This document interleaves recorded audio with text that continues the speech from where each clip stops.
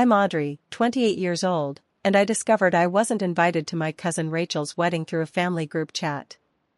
Everyone was discussing hotel bookings and dress fittings while I sat there, confused. Rachel and I had been inseparable growing up, promising to be each other's bridesmaids someday. When I called my mom to ask about the obvious oversight, her words cut deeper than any knife. Rachel thinks you'd ruin her day.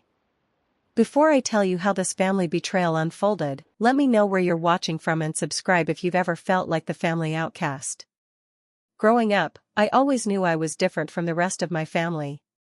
While they valued tradition, stability, and appearances, I gravitated toward creativity and authenticity. My mother Karen, a successful real estate agent with an impeccable reputation in our small Connecticut town, had specific expectations for her children. My brother Tyler followed the script perfectly: college, accounting degree, marriage to his college sweetheart, and now 2 adorable kids and a house just 3 streets away from our parents. I tried that path. I really did. For years at a state university studying business, followed by an entry-level marketing job that made my resume look respectable. But inside, I was suffocating. Photography had always been my passion, starting with the vintage Polaroid camera my grandfather gave me for my 10th birthday. While my coworkers talked about retirement plans and mortgage rates, I daydreamed about lighting and composition. "When are you going to get serious about your life?" Mom would ask during our Sunday family dinners. Marketing could be a great career if you'd apply yourself. She never understood that applying myself to something that didn't resonate with my soul was slowly killing me. 2 years ago, I finally gathered the courage to quit my corporate job and pursue photography full-time. You would have thought I'd announced plans to join a cult. Mom didn't speak to me for 3 weeks. Dad, always the peacemaker, tried to mediate but ultimately sided with her. "We just want security for you," he said, which I translated to, "We just want to not be embarrassed by you." Only Rachel seemed to understand back then. My cousin was 2 years younger than me, but we had grown up like sisters. Her mom, my Aunt Susan, lived just a few blocks away, and Rachel and I spent nearly every weekend together throughout our childhood. We built elaborate blanket forts, shared secrets about our first crushes, and swore we'd always have each other's backs. "I think it's brave," Rachel had said when I first told her about quitting my job. We were having coffee at our favorite local cafe. "I wish I had your courage." At the time, Rachel was working at a marketing firm in Boston, climbing the corporate ladder exactly as expected. "You could do it too," I told her. "You've always been amazing at fashion design." She shook her head. "Maybe someday. But for now, this is easier." She didn't need to explain. I understood the weight of family expectations better than anyone. Our family has always operated on an unspoken hierarchy. At the top sits my grandmother, Elizabeth, the family matriarch who still hosts Thanksgiving dinner at 84 and whose approval everyone secretly seeks. Next come her 3 children, my mom Karen, Aunt Susan, Rachel's mom, and Uncle Robert, who moved to California and is therefore slightly less influential but still consulted on major family decisions. Then there are the grandchildren. Tyler, the golden child with his perfect nuclear family. Rachel, who followed all the rules but with a hint of ambition that the family found acceptable because she channeled it into appropriate corporate success.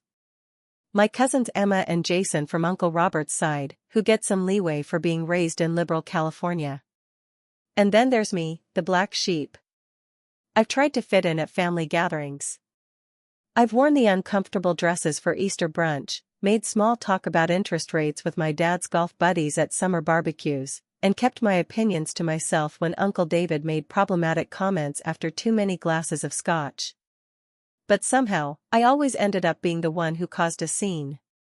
Like last Christmas, when Aunt Susan made a comment about my single status, "You know, Audrey, you'd attract a nice man if you dressed more conventionally."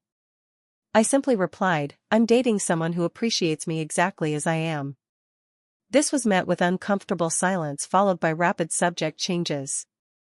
Later, I overheard Mom telling Aunt Susan, "She always has to make everything about her."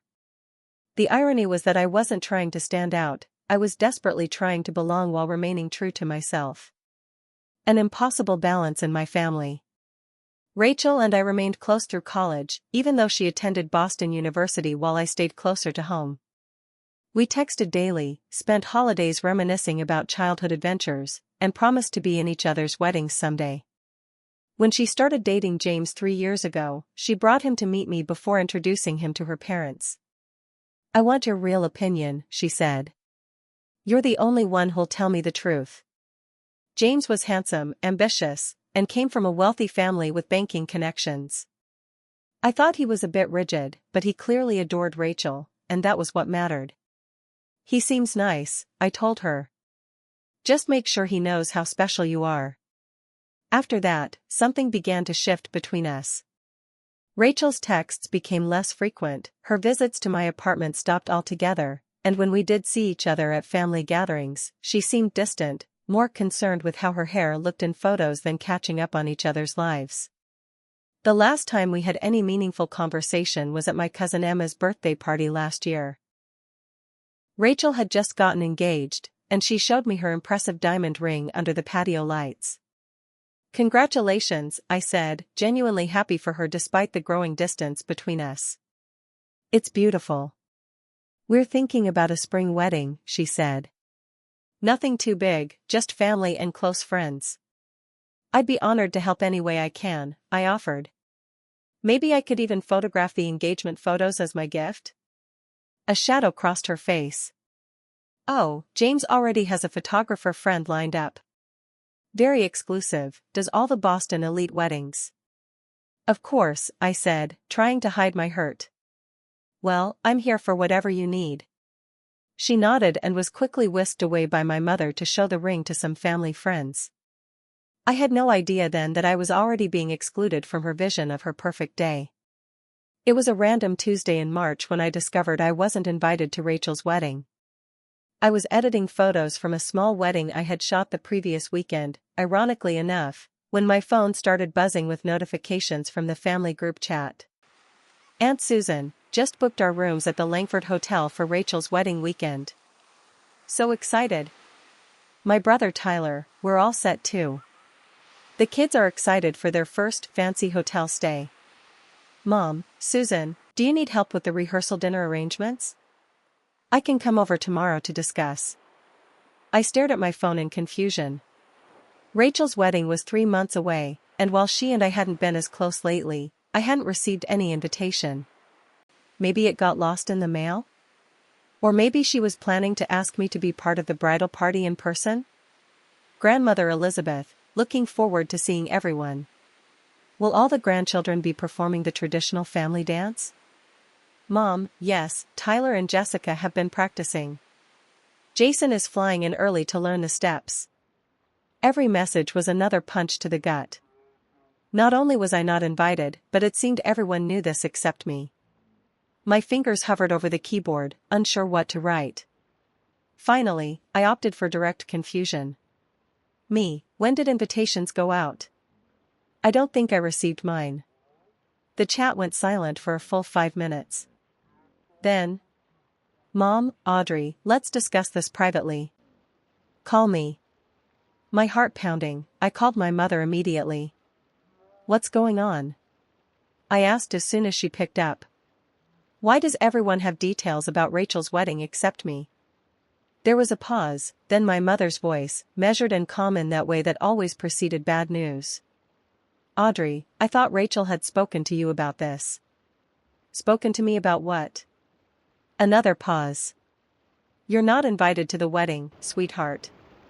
The word sweetheart, a term she only used when delivering disappointment, made me flinch. "What do you mean I'm not invited? Rachel and I have been best friends since we were kids. We literally promised to be in each other's weddings." "That was a long time ago, Audrey. Things change. People change." "Why?" My voice cracked. "Did Rachel give a reason?" That's when my mother delivered the line that would replay in my head for months. "Rachel thinks you'd ruin her day." And frankly, I understand her concerns. I felt like I'd been slapped. "What are you talking about? How would I ruin her wedding?" "You know how you can be, Audrey." You always need to stand out, make everything about your alternative lifestyle. This is Rachel's perfect day with James and his family. They're very traditional people. My alternative lifestyle? You mean my career as a photographer? Or the fact that I have pink highlights in my hair? Don't be dramatic. You know what I mean. Remember Thanksgiving last year? When you argued with Uncle David about politics at dinner? He was being openly racist, Mom. Was I supposed to just smile and pass the potatoes? See, this is exactly what Rachel is worried about. The Hastings family is very prominent in Boston. James' father is on the board of 3 major companies. They have certain expectations. I felt tears welling up but refused to let them fall. So I'm an embarrassment. Too unpredictable for the perfect country club wedding. I didn't say that, Audrey. But you do tend to speak your mind without considering the consequences. Rachel just wants a drama-free day that meets her future in-laws' expectations. I tried to process this betrayal. Not just from Rachel, but from my own mother who was defending the decision to exclude me. Have you tried reaching out to Rachel directly? I asked. Of course I have, I snapped back. She's been reading my texts but not responding for weeks. I thought she was just busy with wedding planning. I never imagined she was actively avoiding me because she didn't have the courage to tell me I wasn't welcome. I had sent Rachel several messages over the past month. Hey stranger, haven't heard from you in a while. Coffee soon? Saw this dress and thought of you, perfect for a honeymoon in Italy. Miss you. Let me know when you come up for air from wedding planning. All met with read receipts and silence. I think you need to respect her decision, Audrey. This is her day, not yours. The conversation with my mother left me reeling, but I wasn't ready to accept defeat. I decided to reach out to Rachel one more time, more directly. Rachel, I just found out I'm not invited to your wedding. After 25 years of friendship, I think I deserve to hear why from you, not from my mother. Hours later, I finally got a response. I'm sorry you found out this way. I've been trying to find the right words. Can we talk next week after the final menu tasting? Even in that moment, she was prioritizing wedding details over our friendship. I didn't respond. Instead, I called my brother Tyler, hoping for some clarity or support. Did you know I wasn't invited to Rachel's wedding? I asked when he answered. A hesitation. Yeah, I knew. And you didn't think to tell me? To maybe warn me before I was humiliated in the family chat? I thought you knew, AUD. I mean, you guys haven't been close lately. Not as close isn't the same as I'm excluding you from the most important day of my life after we promised to be in each other's weddings since we were 10. Tyler sighed. Look, it's not personal. It's just how Rachel wants her day. You know how James' family is, old money, very traditional. Rachel's just trying to make a good impression. By pretending I don't exist? That's pretty damn personal, Tyler. Maybe you could just send a nice gift and take her to lunch after the honeymoon, he suggested, as if that would fix everything. It's just one day. Just one day, I repeated. Sure. Thanks for nothing, Tyler. I hung up, feeling completely alone. One by one, I was discovering that my entire family had known about this exclusion and kept it from me. Even worse, they all seemed to think it was reasonable, that I was the problem. After discovering I'd been excluded from Rachel's wedding, I entered a dark spiral that lasted for weeks. I withdrew from everything, turning down photography gigs, ignoring texts from friends, barely leaving my apartment except to walk my dog, Luna. Each morning, I'd wake up with that heavy feeling in my chest, the reminder that my own family thought I was too embarrassing to include in a milestone event. Each night, I'd lie awake replaying memories, searching for the moment when Rachel decided I wasn't worthy of being at her wedding. Was it the time I showed up to grandmother Elizabeth's birthday with newly dyed pink hair? Or when I brought my college boyfriend Marcus, who had tattoos and played in a band, to Christmas dinner? Perhaps it was simply the accumulation of all the ways I failed to conform, All the times I chose authenticity over the family-approved script. My mother's criticisms, collected over years, played on repeat in my head. Audrey, why can't you just try to fit in for once? Would it kill you to wear something conventional to church? Your cousin Rachel is 5 years younger than you and already on a management track. I just worry about your future, sweetheart.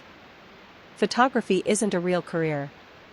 I found myself scrolling through social media, torturing myself with posts from family members about wedding preparations. Aunt Susan sharing her mother of the bride dress fitting. My grandmother talking about family traditions being carried on to the next generation. Even Tyler's wife Jessica posting about the cute outfits she'd bought for their kids to wear as flower girl and ring bearer. Each post was a reminder, everyone belongs except you. One night, after a glass of wine too many, I dug out my old photo albums. There we were, Rachel and I at age 8, dressed as matching witches for Halloween. At 12, arm in arm at the community pool, braces gleaming in the summer sun. At 16, before Rachel's first dance, me helping with her makeup. At 21, celebrating her college graduation with champagne and promises of being friends forever. I found a yellowed note, passed during a boring family dinner when we were teenagers. When I get married someday, you'll be my maid of honor, right? No one else gets me like you do. Love you, cousin. R. What had happened to that girl? The one who valued our connection, who saw me as someone who got her. When had she transformed into someone who saw me as a liability? The worst part wasn't just Rachel's betrayal, it was my family's collective agreement that I deserved it. No one had stood up for me, not even my father, who had always been my quiet ally in family disputes. As the wedding date approached, my anxiety manifested physically. I developed insomnia, lost my appetite, and experienced panic attacks for the first time in my life. My phone would buzz with a notification, and my heart would race, thinking maybe Rachel had changed her mind, only to see another family member's wedding-related update that excluded me. My friend Jessica had been calling regularly, concerned about my sudden disappearance from social life. After a week of dodging her calls, I finally answered. "You sound terrible," she said immediately. "What's going on?" "I'm fine," I lied. "Just busy with work." "You've canceled 3 coffee dates and haven't posted any new photography in weeks. That's not fine for you." I hesitated, then finally let the truth spill out, about Rachel's wedding, my mother's explanation, the family's collective shunning. "Your cousin seriously uninvited you because you might not fit in with her fiancé's fancy family?" Jessica sounded outraged on my behalf. "That's messed up, Audrey. According to my mother, I'm too unpredictable. I might cause a scene or embarrass them." "By what? Existing as yourself? Having opinions? Wearing something other than beige?" Her indignation was validating, but it didn't ease the pain. "Maybe they're right," I said quietly. "Maybe I am the problem. Everyone else in my family seems to manage fitting in just fine." "That's because they're all playing the same game, following the same outdated rulebook," Jessica countered. "You're just living authentically. There's nothing wrong with that." But alone in my apartment, doubts crept in. Had I been too outspoken, too different, too much myself? Should I have tried harder to conform, to be the daughter and cousin they wanted me to be? The thought made me feel hollow. I found myself opening my childhood diary, reading entries about family gatherings where I felt like an outsider even then. Age 11, Mom got mad because I asked Uncle David why poor people can't just work harder. I was just curious. Everyone got quiet and Mom squeezed my arm really hard under the table. Age 14, Grandmother Elizabeth said my art project was interesting but she didn't want to hang it up with the other grandkids' stuff because it didn't match the decor. Rachel got a special frame for her watercolor painting. Age 16, family voted on vacation spots. Everyone wants the beach resort that Tyler picked. No one even considered the mountain cabin I suggested. Why do I bother? The pattern had always been there. I had spent my entire life trying to carve out a place for myself in a family that had already decided who I was allowed to be. As the wedding weekend drew closer, I fell into a deeper depression. I stopped checking social media altogether after seeing Rachel's bachelorette party photos, a weekend in the Hamptons with cousins Emma and Jessica as bridesmaids. The spot that should have been mine. I began to question every relationship in my life. If Rachel, my childhood best friend, my confidant, my chosen sister, could discard me so easily, who else might decide I wasn't worth the trouble? The night before the wedding, I hit rock bottom. Alone in my apartment, surrounded by old photos and memories, I finally allowed myself to cry, deep, gut-wrenching sobs that left me breathless. Luna, my faithful terrier mix, pressed against me, licking my tears as I released years of trying to be good enough for a family that never fully accepted me. The morning of Rachel's wedding, I woke up to a flurry of notifications. My family members, perhaps feeling guilty or simply oblivious to the pain they'd caused, were flooding social media with updates from the Langford Hotel. My mother posted a selfie with Aunt Susan, both in their salon robes, captioned, "Getting ready for my niece's special day." Tyler shared photos of his kids in their wedding outfits, the cutest flower girl and ring bearer you'll ever see. Even my grandmother Elizabeth, who rarely used social media, had allowed someone to post a 4-generation photo of her with Aunt Susan, Rachel, and Aunt Susan's mother, all getting their makeup done in the bridal suite. I scrolled through these images with a strange detachment, as if watching a movie about someone else's family. These people who shared my blood felt like strangers. Then came a text from my cousin Emma, Rachel's other bridesmaid, "Thinking of you today. We all miss you here." I stared at those words, anger rising in my throat. If they missed me, why hadn't anyone stood up for me? Why was Emma in the bridal party when she and Rachel had never been particularly close? The text felt less like solidarity and more like pity, which somehow hurt even more. I didn't respond. What could I possibly say? Thanks for thinking of me while participating in my exclusion? As the day progressed, my mother sent tone-deaf updates as if I had chosen not to attend rather than been explicitly uninvited. The ceremony was beautiful. Rachel looked just like a princess. James' family is so impressive. His father gave the most eloquent toast. Wish you could have seen the father-daughter dance. Not a dry eye in the house. Each message twisted the knife deeper. I finally turned off my phone entirely, unable to bear any more. But curiosity and self-punishment are powerful forces. By evening, I turned my phone back on to find Instagram flooded with wedding photos. Rachel did look beautiful in her classic white gown, her dark hair swept up elegantly. The venue was exactly what she had always wanted, a historic hotel with crystal chandeliers and sweeping staircases. I zoomed in on the family photos, noting my absence like a phantom limb. There were my parents, Tyler and his family, all my aunts and uncles and cousins, a complete family portrait with one member erased. The bridal party photos hurt the most. There was Melissa, a girl we had both known since high school but who had never been particularly close to either of us, standing in what should have been my place. She wore the sage green bridesmaid dress that Rachel and I had once decided would be perfect for each other's weddings during a late-night conversation in college. In a moment of masochistic curiosity, I looked up their wedding registry. It was filled with status symbols, crystal stemware, fine china patterns, silver serving trays, all things the Rachel I grew up with would have rolled her eyes at. Who needs 12 different types of glasses, she had once joked during a cousin's wedding. The final blow came that evening when a mutual friend shared a video clip of Rachel's wedding speech. Standing confidently at the microphone, glass in hand, she said, "I'm so blessed to have all my family here today to witness our love. Family means everything to us. All my family." The lie of it, the casual erasure of my existence, was too much. I threw my phone across the room with a scream of frustration, not caring when I heard the screen crack. Luna barked in alarm as I collapsed onto the floor, curling into myself as the full weight of the rejection crashed over me. In that moment, I imagined a parallel universe where things had gone differently. Where I stood beside Rachel as she prepared to walk down the aisle, fixing her veil and reminding her to breathe. Where I gave a heartfelt maid of honor speech about growing up together, about secrets shared and promises kept. Where I belonged. Instead, I spent my cousin's wedding day alone on my apartment floor, feeling like a ghost in my own family story. The knock on my door came just after noon the day after the wedding. I ignored it at first, assuming it was a package delivery.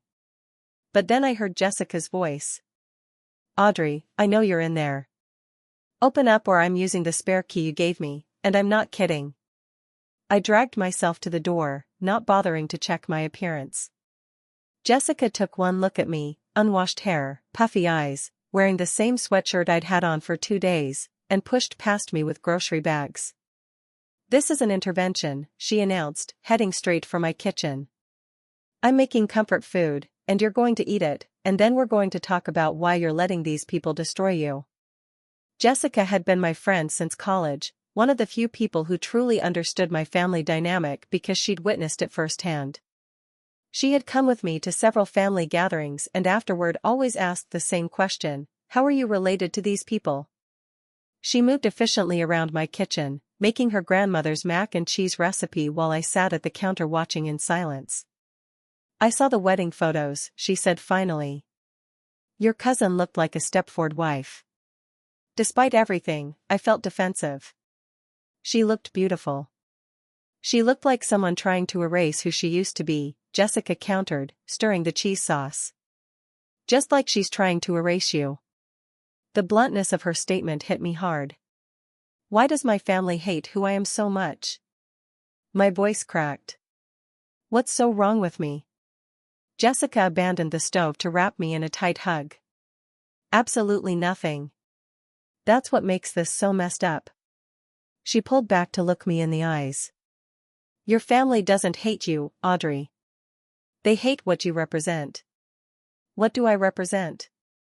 Freedom. Authenticity. The courage to step off their prescribed path.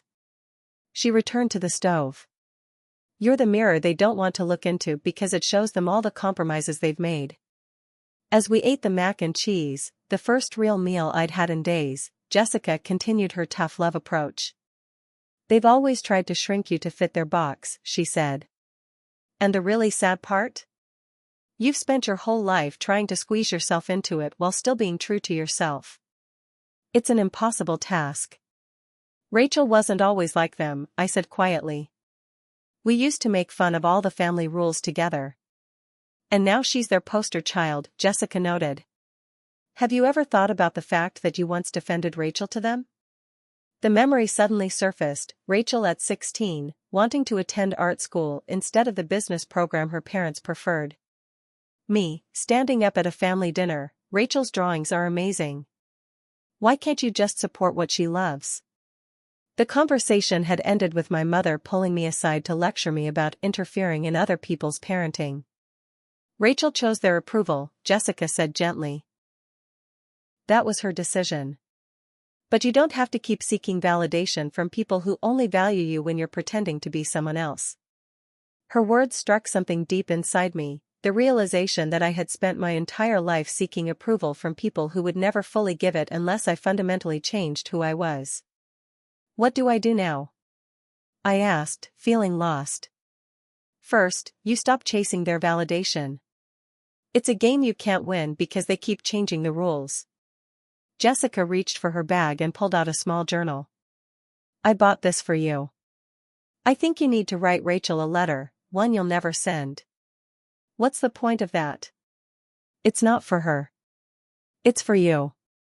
To get all these feelings out of your body and onto paper. To acknowledge the pain and then release it. That night after Jessica left, I opened the journal and began to write. Dear Rachel. Today you're on your honeymoon, and I'm trying to understand how 25 years of friendship could end with you deciding I wasn't worthy of witnessing your wedding. Was I just a placeholder friend until you found better ones? Was I an embarrassment you tolerated until the stakes got too high? I remember when you used to say I was the only person who truly saw you. When did that become something to be ashamed of? The words poured out of me, anger, hurt, confusion, and underneath it all, grief for the loss of a friendship I had thought was unbreakable. By the time I finished writing, tears were smudging the ink, but I felt lighter somehow, as if naming the pain had reduced its power over me. The next morning, I woke up with a clarity I hadn't felt in weeks. I pulled out my professional camera, the one I hadn't touched since the wedding invitation debacle began, and started planning a new photography project. Belonging would explore the concept of finding your place in the world when the one you were born into doesn't fit. I texted Jessica, "Thanks for yesterday. I think I needed that wake-up call." She responded immediately, "About time. Want to help me with a gallery submission this weekend? I need a second opinion on which pieces to include." For the first time in weeks, I found myself looking forward to something. "Absolutely. I'll bring lunch." As I scrolled through my contacts to make a few more reconnection texts to friends I'd been avoiding, I came across old messages from Rachel. Curious now rather than devastated, I read through our exchanges from the past year, noticing the gradual shift in her tone and frequency of communication. After her engagement, her texts became less personal, more superficial. Instead of our usual deep conversations, she sent wedding planning updates and generic check-ins. When I shared news about a photography award I'd won, her response was a quick "congrats," followed immediately by a question about whether gold or silver accessories looked better with sage green. The Rachel I had grown up with was disappearing long before she decided not to invite me to her wedding. She had been choosing family approval and James' social status over our authentic connection for months, perhaps years. The wedding exclusion wasn't the wound itself, it was just the moment the bandage was ripped off. I realized then that I didn't need Rachel's friendship or my family's approval to validate my worth. The version of me they wanted me to be was a pale, constrained shadow of who I really was. And while losing my place in the family hierarchy hurt deeply, it was also, in some ways, a release. A week after the wedding, I had just returned from photographing a surprise engagement at the Botanical Gardens when there was a knock at my door. I opened it to find my mother standing there, a small white bakery box in her hands. "I brought you some wedding cake," she said, as if this were a normal visit. "May I come in?" Stunned, I stepped aside to let her enter. She looked around my apartment with the barely concealed disapproval I'd grown accustomed to, noting the photography equipment scattered on my dining table, the colorful mismatched furniture that didn't follow any conventional design scheme. "The place looks creative," she offered, setting the cake box on the kitchen counter. "Thanks for the cake," I said flatly. Though I'm not sure why I deserve wedding leftovers when I wasn't good enough for the actual event. My mother sighed, removing her designer jacket and draping it carefully over a chair back. "Audrey, don't start. I thought we could have a nice visit." "A nice visit?" I repeated incredulously. "Mom, do you have any idea what the past few weeks have been like for me? Finding out through a group chat that my entire family was going to a wedding I wasn't invited to? Being told by my own mother that I'd ruined my cousin's special day just by being myself?" "I never said that," she protested. "You said Rachel thought I'd ruin her day, and you understood her concerns." "That's the same thing." She busied herself finding plates in my cupboard, avoiding my gaze. The wedding was beautiful. Rachel looked stunning. The Hastings family was very impressed with everything. "I saw the photos," I said. "Looks like it was a perfect country club wedding for a perfect country club couple." My mother's jaw tightened at my sarcasm. "James is from a very prominent family. Their connections will be invaluable for Rachel's career." And I was too much of a liability to include. The weird cousin with pink hair might scare off the rich in-laws. "It wasn't like that, Audrey." "Then what was it like?" I demanded, surprising myself with the force in my voice. "Explain it to me, because from where I'm standing, my family decided I wasn't worth the potential embarrassment. That I deserved to be cut out of an important day after 28 years of showing up for all of you." My mother finally met my eyes. "Rachel and James are building a life in certain circles. His family has expectations. They're very traditional people. And I'm not traditional enough." "I get it. But you know what I don't get? Why not a single person in our family stood up for me? Not you, not Dad, not Tyler. Everyone just accepted that I should be excluded. Something flickered across my mother's face, guilt, perhaps, or recognition.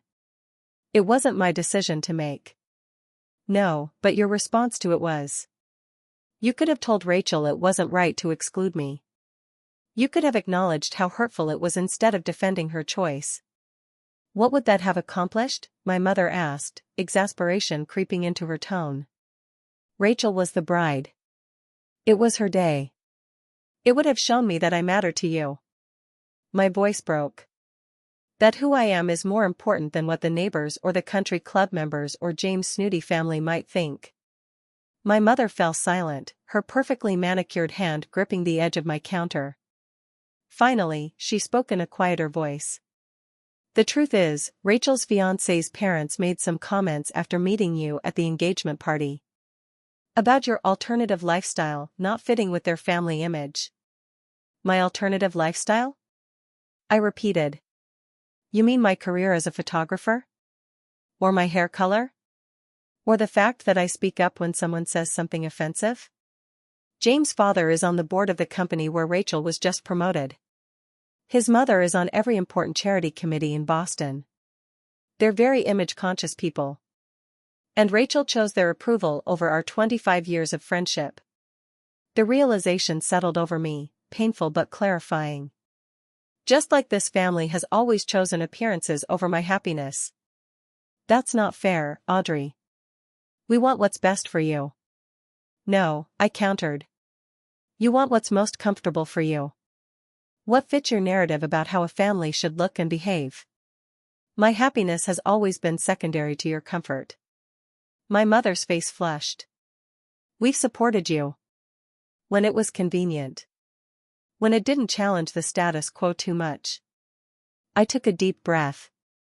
I'm done, Mom. I'm done trying to contort myself to fit into this family's narrow definition of acceptable. I deserve better than conditional love. No one's love is conditional. Isn't it? Would you love me, really love me, not just tolerate me, if I never became the daughter you wanted? If I never got a real job or married the right kind of man or stopped dyeing my hair or speaking my mind? The question hung between us, and my mother's silence was answer enough. I thought so, I said quietly. What do you want from me, Audrey? She finally asked. I want you to see me, really see me. Not as a disappointment or an embarrassment, but as the person I actually am. I moved across the kitchen to retrieve my portfolio. This is my work, Mom. These are the weddings and family portraits and moments I've captured for people who value what I do. I opened the leather-bound collection, showing her image after image, joyful couples, intimate family moments, celebrations of all kinds captured with the artistic eye I'd developed over years of following my passion. This isn't a hobby or a phase. This is my life's work. And I'm good at it. My mother flipped through the pages slowly. These are quite beautiful, she admitted reluctantly. They are. And I'm proud of them. Just once, I wish you could be proud of me too, not for becoming someone else, but for being exactly who I am. Something shifted in my mother's expression, not complete understanding, but perhaps the beginning of it. I do want you to be happy, Audrey. I just worry about your future. My future is my responsibility, not yours. And I need you to respect my choices even when you don't understand them. I closed the portfolio. If you want to be part of my life going forward, things need to change. I need boundaries. Boundaries? My mother said the word like it was foreign. Yes. I won't attend family events just to be criticized or treated as an afterthought. I won't pretend to be someone I'm not to make others comfortable. And I need acknowledgement when I've been hurt, not justifications for why the hurt was necessary. My mother didn't immediately agree, but she didn't argue either, which from Karen Mitchell was practically a concession. As she prepared to leave, she paused at the door. Rachel asked about you, you know. After the honeymoon. I kept my expression neutral. What did she want? To know if you were okay. She said she might reach out. She knows my number, I said simply. After my mother left, I stood in my kitchen, looking at the untouched wedding cake. A text notification lit up my phone, from Rachel. Back from Bali. Can we talk? Coffee next week? I stared at the message for a long time before responding.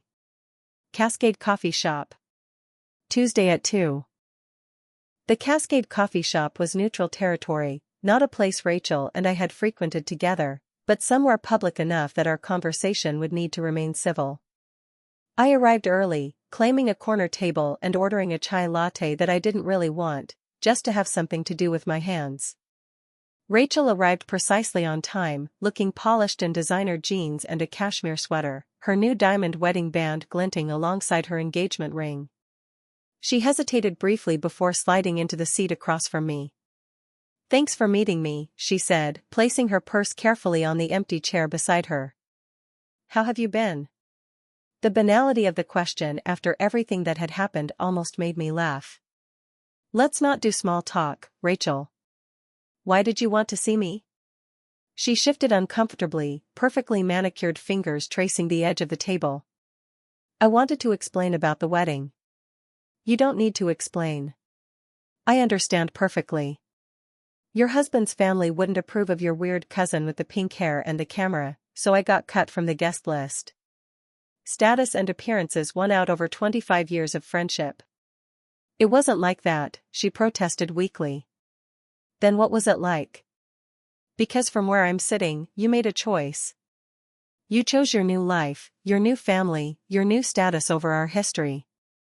Rachel looked down at her hands. "James' family is very traditional.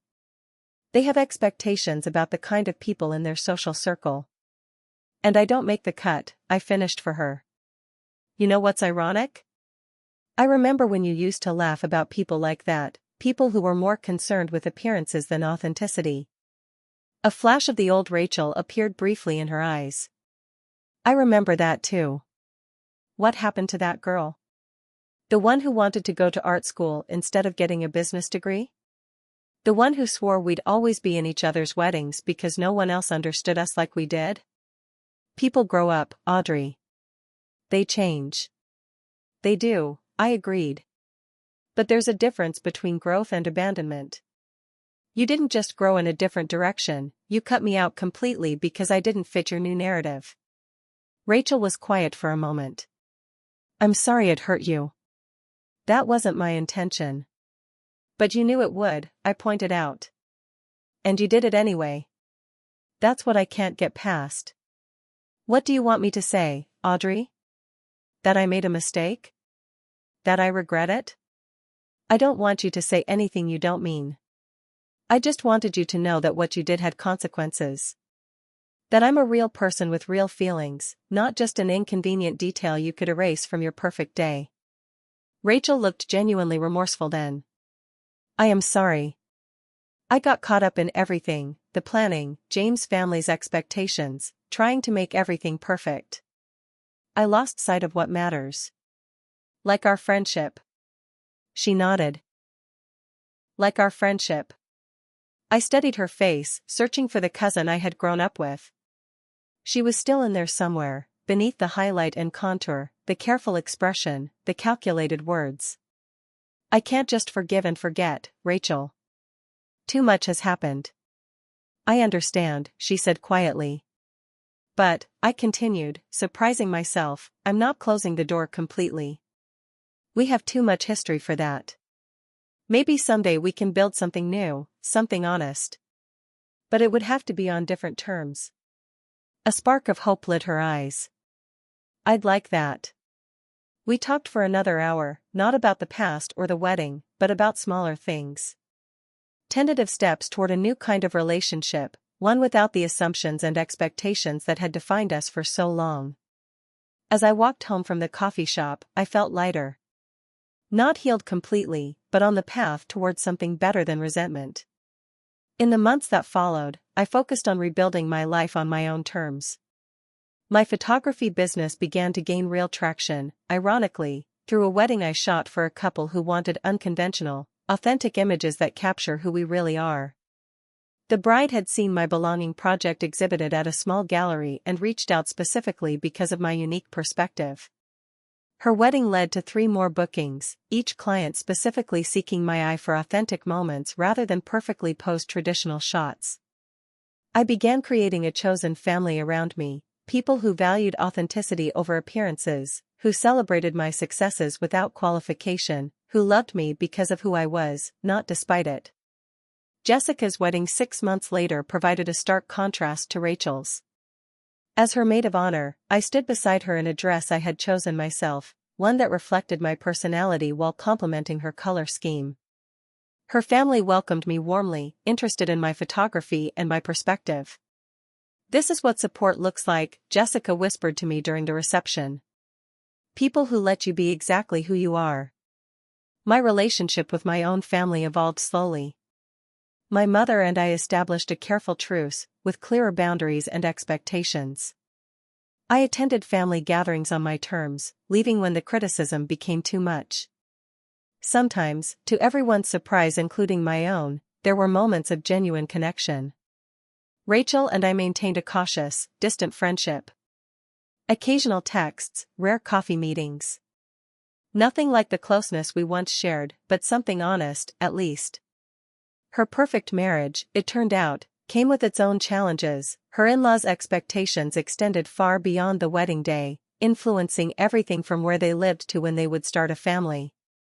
The greatest lesson I learned through this painful experience was that sometimes rejection is actually protection, the universe's way of guiding you away from relationships that require your diminishment.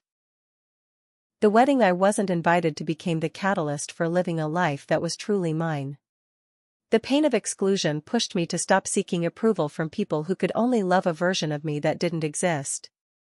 Instead, I found the courage to be fully myself, pink hair, camera in hand, speaking my truth, and to surround myself with people who saw that as a strength, not a liability. The family you're born into may not always be the family that helps you thrive.